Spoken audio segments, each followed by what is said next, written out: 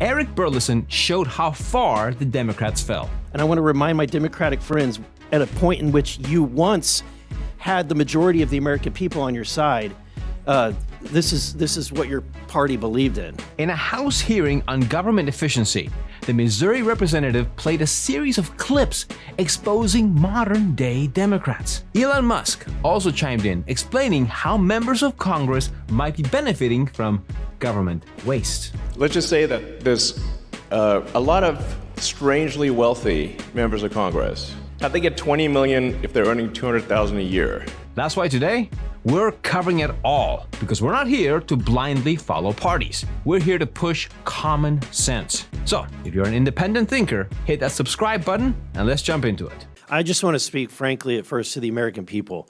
We're nearing $37 trillion in national debt. What does that mean? That means that each and every U.S. taxpayer owes over $323,000.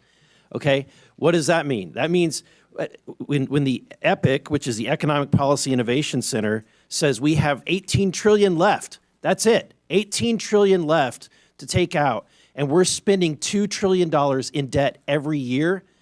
Folks, we're at the precipice of a debt, like a debt cycle. We are literally at a point in which the dollar will be worth nothing. I understand what Eric is trying to do when he said that each U.S. taxpayer owes over $320,000 or whatever. It's meant to shock, emphasize just how out of control the national debt has become, and urge Congress to focus on government efficiency. But still, there's a better way to say it. That phrasing makes it sound like regular Americans are personally responsible for the mess in Washington, when in reality, we're the ones footing the bill while having the least control over how it's spent. As taxpayers, we're doing our part. We show up, we pay what's owed, and trust that the government will use those funds responsibly. What we don't expect is for that money to be funneled into bloated programs, endless studies, foreign pet projects, and administrative black holes that offer nothing in return for the average person.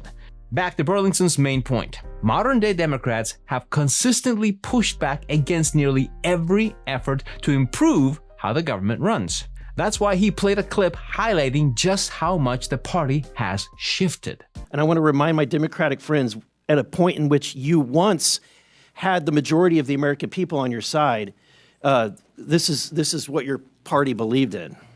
This report tells us how to cut waste, cut red tape, streamline the bureaucracy, change procurement rules, change the personnel rules, and create a government that works better and costs less.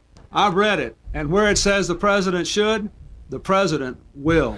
Among the 800 recommendations, eliminating 12% of the federal workforce, merging some government agencies like the FBI, the DEA, and the Bureau of Alcohol, Tobacco, and Firearms, closing hundreds of government offices outside Washington. That's Bill Clinton and Al Gore speaking about the Reinventing Government program, which was a major initiative that ran for about 5 years. Its core goals were clear.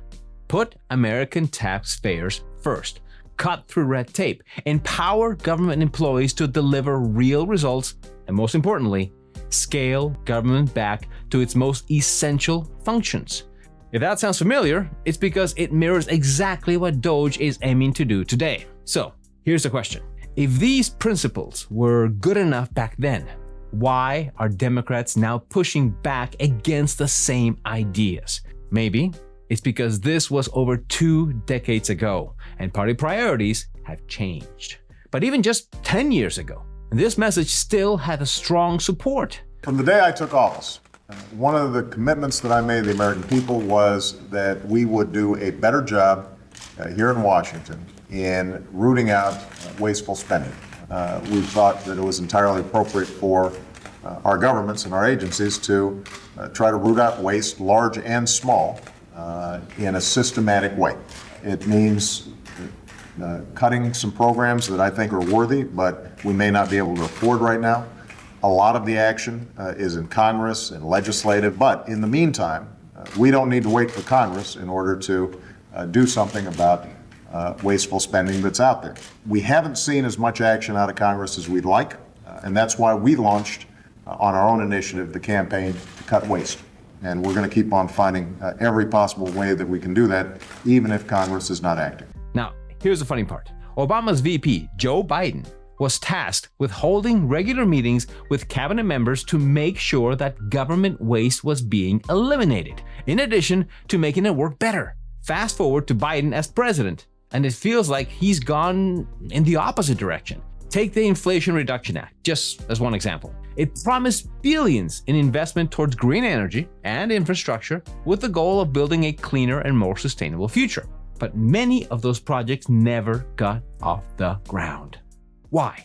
Because of the very thing Joe was once assigned to fix: excessive bureaucracy. After showing these clips, Eric took the opportunity and tried to urge his Democrat colleagues to get on board with Doge, saying this.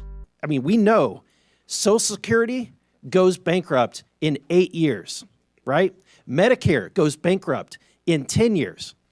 And then 15 years from now, the dollar is completely devalued and worth nothing. So what does that mean? That means your pension, the money in your bank, your savings is nothing. It's worthless. So what are we doing? We're trying to save this country. We're trying to save your pensions. We're trying to save your bank accounts. We're trying to save this country for the next generation. And it would be nice if we had help. But instead, we have people that are fighting us on this. Now, to be fair, to this very day, the cuts that Doge undertook aren't codified by Congress. Sure, the White House did its part by sending a $9.6 billion cost-cutting package to Capitol Hill. That proposal includes eliminating funding for USAID, PBS, and NPR. But it only narrowly passed the House, with several Republicans expressing hesitation and all Democrats voting against it. But the real roadblock appears to be the Senate. So far, they haven't even scheduled a vote on the package. And behind the scenes, there's clear resistance, especially from Senate leadership and Appropriations Committee members. In another appearance, Elon Musk hinted at why these reforms might never pass Congress. And needless to say, he didn't hold back. And effectively, there's a giant fraud loophole, which is that the government can send money to an NGO that is then no longer governed by the laws of the United States. So they'll send the money overseas to one NGO, then it'll go through a bunch of them, and then I'm highly confident that a bunch of that money then comes back to the United States and lands in the pockets of the people you just mentioned. But it is a circuitous route. It's not like it doesn't go directly, but let's just say that there's a lot of strangely wealthy members of Congress where I'm trying to connect the dots of how did they become rich while how'd they get 20 million if they're earning 200,000 a year? It sounds, nobody can explain that. Exactly. Now, I don't have solid evidence to back what Elon just said, but it's a valid question. How could people who have a salary of less than $200,000 end up being millionaires after they enter office? The math clearly doesn't add up. So something must be going on behind the scenes.